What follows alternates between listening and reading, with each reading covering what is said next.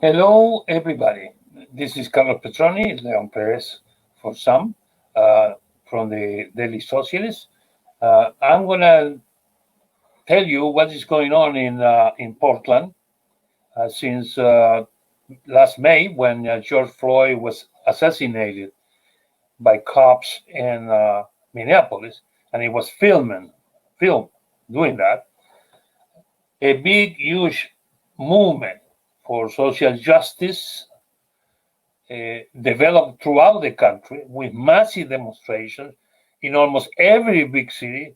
Many small towns, even minuscule town, has demonstrations sometimes or many times around the issue of Black Lives Matter, but also introducing other demands such as defund the police, abolish the police, demilitarize the police, and those issues have been coming to the forefront, attacking the hardcore of the capitalist system, which is the police and the armed forces.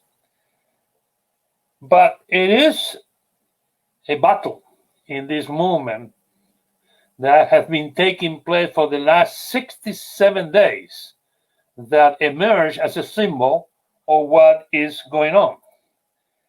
So I'm going to tell you what happened in Portland, Oregon, a city of 650,000 people, not much, a little bit smaller even than San Francisco, but of a very liberal stream, and a lot of youth who become very combative against the crimes of the police in Portland, as in any other city in the United States.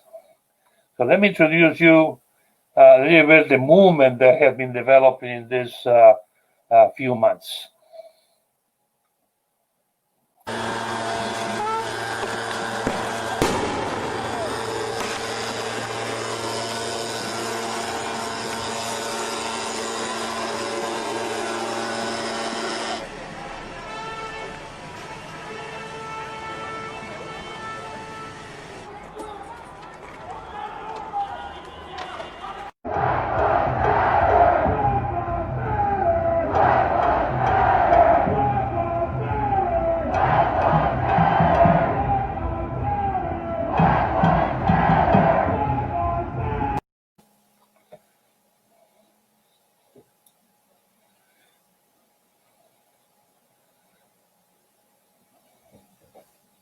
As in many other cities, in Portland, the response of the young people and the community group uh, was very spontaneous, and it was very massive. Uh, Take into consideration that Portland is 80% white. Only 3% are blacks, 8% are Latinos, and 5% are Asians. There is not a significant black community, but it's a very politicized city. In the last 2 or 3 years, there have been pitch battles between young people on one side in the left and a fascist group that went to Portland to try to make a standoff, and they were defeated, several times. So there was also in those demonstrations that took place for the last 2 or 3 years repressive actions by the local police. That generated a lot of opposition. But when George Floyd was assassinated in May, the movement in Portland took a special character. And Trump tried to make a stand in Portland. He sent federal forces, agents from the Immigration Authorization Service, ICE, agents from the Custom Department, um, people who respond to the directive of the Homeland Security, and they were sent to Portland allegedly to defend federal property against all these property damage, so important that constitute, in many cases, most cases, some graffiti.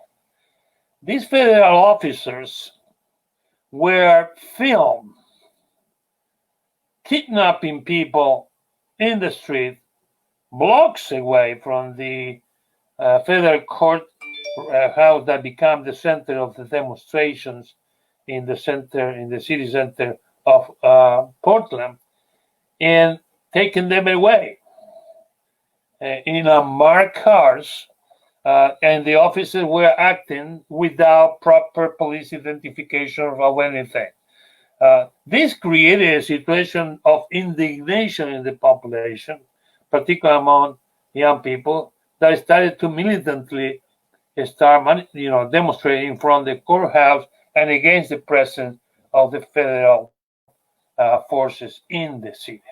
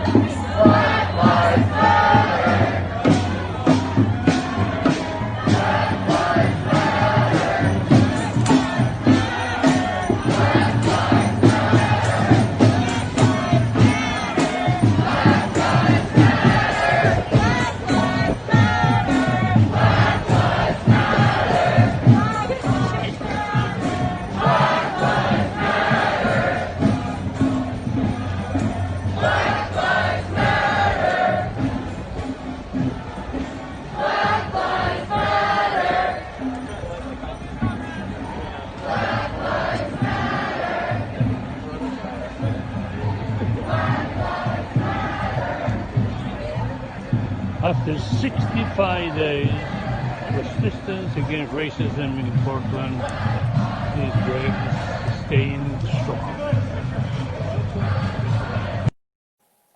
As you can see, the demonstrations were very peaceful, but they were attacked and provoked by the federal forces who were fortified inside the federal courthouse. Every night, they will come out of the building armed to the teeth, utilizing ammunition, utilizing pepper spray and lacrimation gases, and in batons and all kind of weapons. Some of them very lethal. In some instances, they kind of hand the guns ready to use them. And that created a situation in which the demonstrators start defending themselves. They bring shields to protect themselves from the gases and from the pepper spray. And they bring some homemade projectile, like a frozen water through to the officers. And the officers are starting to go around the city in the dark, in unmarked car, and snatch demonstrators that they found isolated from the main groups and took it away and arrest them. In this period of 2 months of continuous daily battles in front of the federal courthouse, 450 people were arrested. But they were arrested on charges that cannot be sustained. So the judge, some judges say, well, you have to let them go. But then the federal officers will force the detainees to sign an affidavit committing themselves legally not to participate in any further demonstration in the city.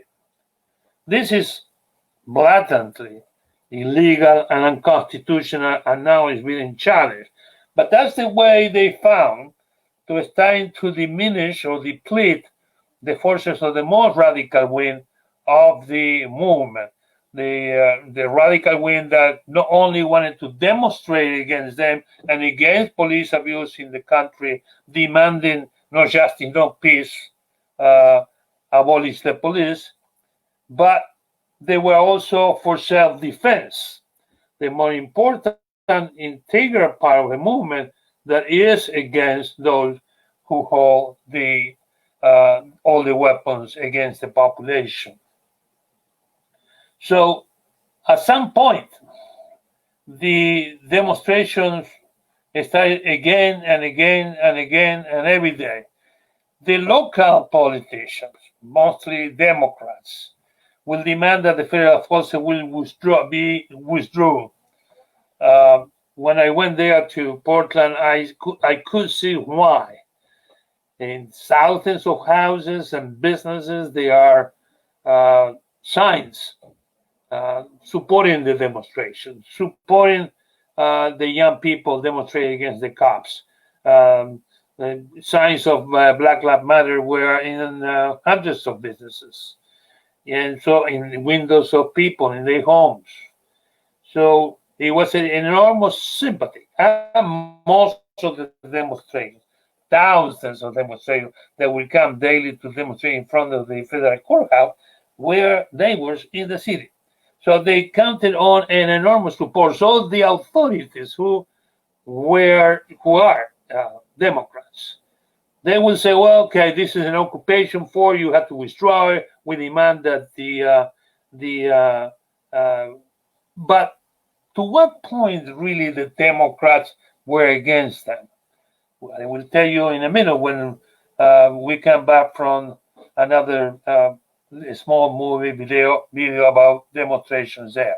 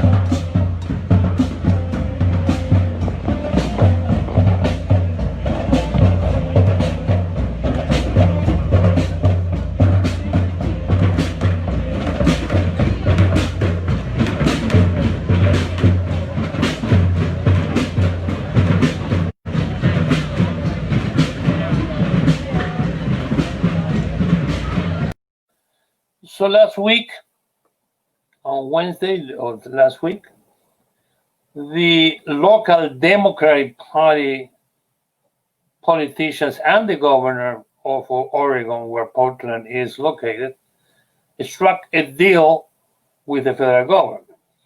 The deal says or states that they will withdraw the 150 or 200 federal forces that were entrenched in the federal courthouse, and they will, house them to a prudential distance, maybe 10 blocks from there, where they will be put in a waiting stage. They will replace them in the federal courthouse by state cops and local cops. So that deal, they call it, with the federal government, actually didn't, sit very well with a lot of demonstrators who are now saying that the fight have to continue, maybe in a different way. It won't be as much against the federal agents who are not visible anymore, but probably will reemerge as a struggle for social justice and against the cops. And there is a debate among those forces. A debate I will tell you a little bit after we see the next video. Now at the rally in front of the courthouse. It was a brief demonstration 2 blocks away. Now it is a rally.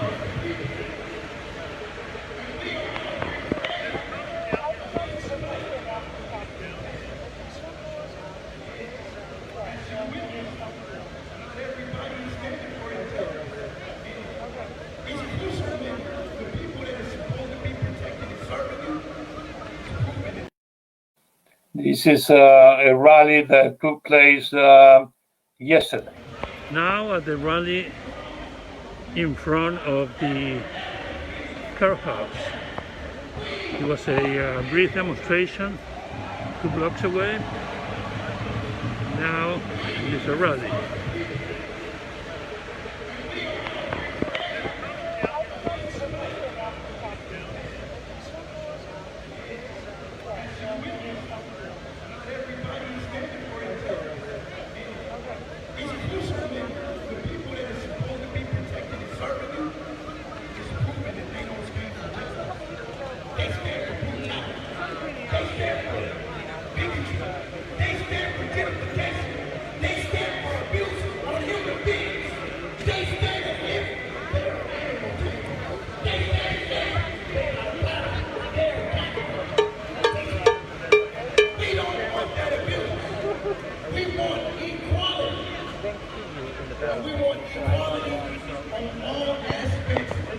65 days of continuous demonstration and the movement is still strong. Portland, Oregon, Friday night. We want to hold that store to a standard to where they say, let's have a free day for the people. Out of all the money we spent with them, out of all the money they spent with us, let's have 2 free days for the people.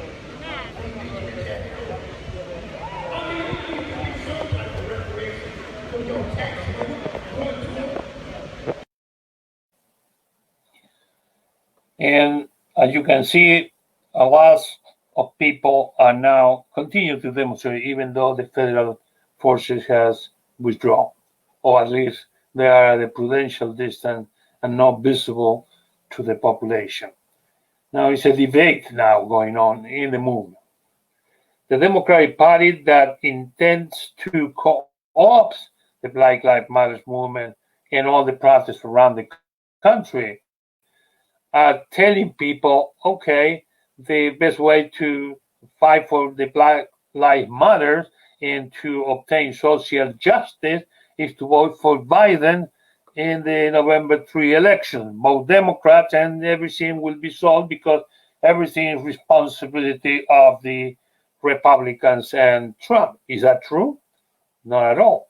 The exploitation, oppression of Black people and Latinos and Asians, the discrimination, the racist attack by the police against people of color have been going along for many years, decades.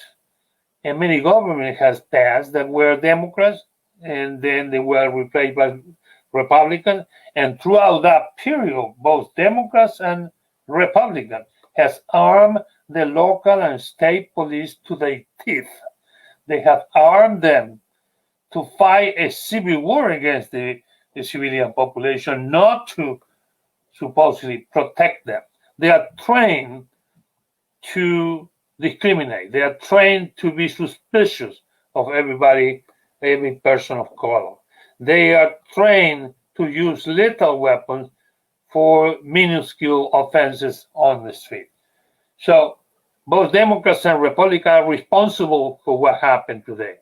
And in the same way that Democrats and Republicans had blood in their hands because they didn't do anything about the pandemic, both the Democrats and Republicans share the responsibility of the blood spill, not only of George Floyd, but of the 1,000 blacks and Latino and Asian and young people the police kill throughout the country every year, and they have been killed for decades.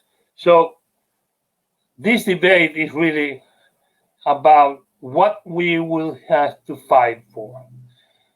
Of course, in the left party, we raised the slogan of abolish the police and self-defense. Abolish the police, that goes directly to the heart of the capitalist, the bourgeois regime, the bipartisan regime, because that the police and the armed forces and the militias and the National Guard is the centerfold, the core segment of the state, the capital state, that they utilize to protect the interests of the rich and the powerful, the ruling class. So when we say abolish the police, we are actually saying that we want to overthrow the people who command them and replace them by a government of workers and the oppressed. But it's also a more practical issue involved here. 80% or 90% of the calls of the police that ends in somebody being killed, actually they are calls that can be addressed by social workers or mental health specialists. They don't need a person with a gun to resolve a social issue or a mental health issue. They can be easily be resolved by community. And you will say, well, but what about the rapists or the serial killers or the armed robbers? Well, we need to organize the community. That's where the self-defense come in. Self-defense of the communities organized democratically and trained democratically to protect each other in each community. And that is the solution for crime. That's the solution for establishing a social order that will be better, much better than the capitalism. But fundamentally, what we have to change is the system that produces crime. Because if you look at the statistics, 80 or 90% of those who the system call criminals, if they have jobs, if they have housing, if they have free health care, if they have food in their table and the kids are fed, they won't become criminals. They will be part of the community as everybody else. So, and we will be left with only a minimal, if we have that kind of society, where the food, the housing, the healthcare is guaranteed, that's to say, a socialist society, then we will have to deal only with a minimal part of crime, real crime. So, and the self-defense of the community will deal with that. So we don't need the police. We don't need an armed regiment of blue. And before I leave, I want to say a few words about the role that the police unions are playing in all this. Because police are no workers. They are the tools of the ruling class to protect the interest, particularly the private property. So unions are for workers to protect the interest, to ask for raises in wages and better working conditions, negotiated with the bosses or won through strikes and mobilizations. But since the cops are no workers, they shouldn't have union. They shouldn't, and the labor councils are wrong, dead wrong, and they actually shooting the foot when they accept those so-called police unions into the labor council and give them power. In some cities, the chief of police is not the one who gives instructions to the cops to do their job in certain manner. For example, killing suspects that they are arresting on the street, but it's the police officers union. They are the ones who protect not the public, but the members from accusation of every crime they commit. Do you know that the police community in the country is one of the groups, the human groups in the country that commit more crimes? There you go. So we don't need the cops. We don't need the police union. The Labor Council should expel the trade union for cops because they are just protection rackets for criminals. Saying all this, I say goodbye until our next report, and I hope that you enjoy this one.